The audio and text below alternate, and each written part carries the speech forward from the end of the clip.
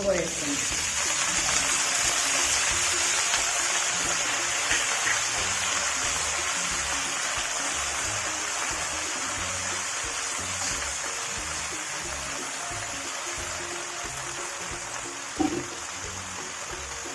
ఇలా కొంచెం ఒక స్పూన్ పసుపు వేసి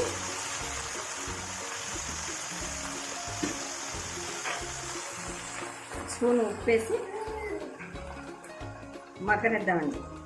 మొదలుపెట్టి ఒకసారి చూసుకుందామండి మగ్గిందని. సగం మగ్గింది. సిమ్లో పెట్టుకునే చేసుకోవాలండి. ఇది నీళ్ళు పోయాకల్లా నీళ్ళే చాలు. ఉప్పు వేసాం కదా.